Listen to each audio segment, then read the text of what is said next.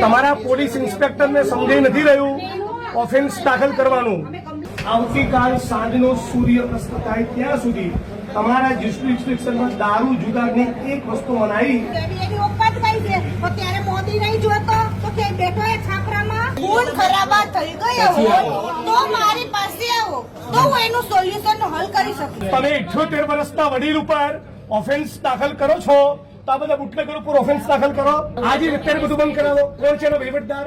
બધાની વચ્ચે કહું છું 4 તારીખે 11 વાગે ડીસીપી જોન સાહેબની કચેરીએ તમારા સસ્પેન્શનની માગણી લઈ જઈશ. હું કહું એટલે કરવું જ.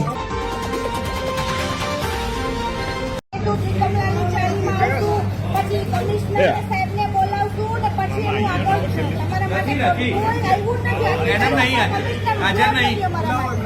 બોલાયો અને શું કે છે ચેક નહીં ગયો ને તો તમને રાતોરાત સળગાવી નાખશું આવી અમને બળજબરી કરતો એની ઓકાત કઈ છે તો ત્યારે મોદી નહીં જોતો તો કે બેઠો એ છાપરામાં મારી નાખશું અમે કે ચાલી પાડી નાખશું સમજી તમે નહીં લેવા પાડી નાખશું અને આ વસ્તુ અમે પીએસએ બધી તેનો ગાળો મારે ગાળો બોલે ને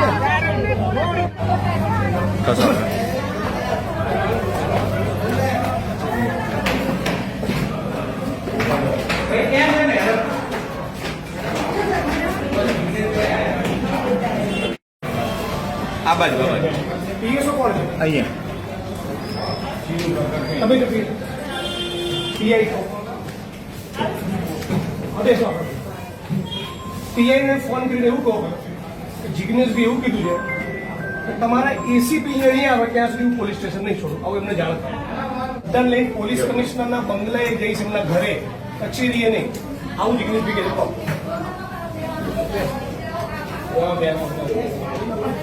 તમારે કોઈ ભાઈઓની પણ રાહ જોવાની નહીં. તમારે સીધું પોલીસ સ્ટેશન આવી જવાનું અને જે ગાળ કોણ કરી તમે ફરિયાદ લખાવો.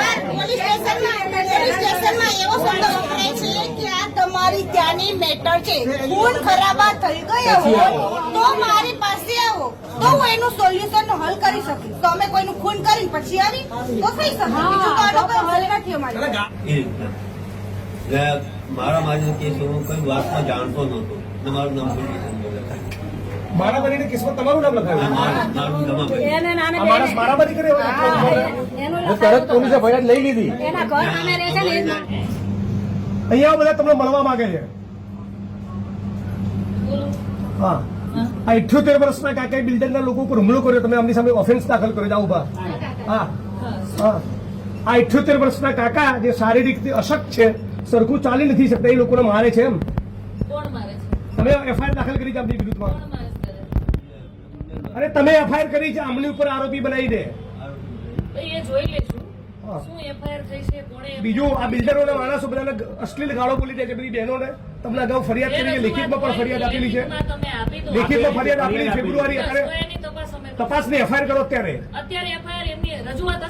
અત્યારે હાલે જ એફઆઈઆર દાખલ કરો. કે ગાળો બોલી છે તમને અશ્લીલ બોલી છે.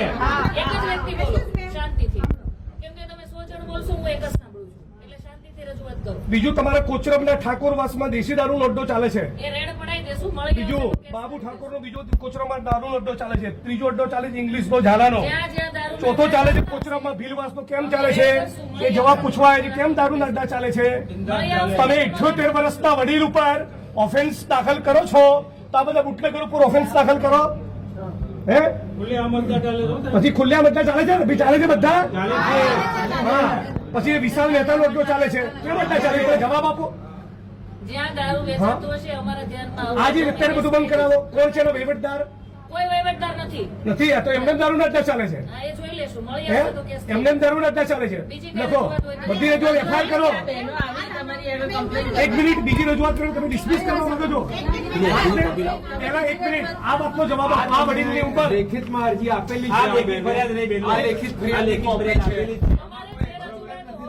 તમે આપી દો. રજૂઆત એફઆઈઆર દાખલ કરો.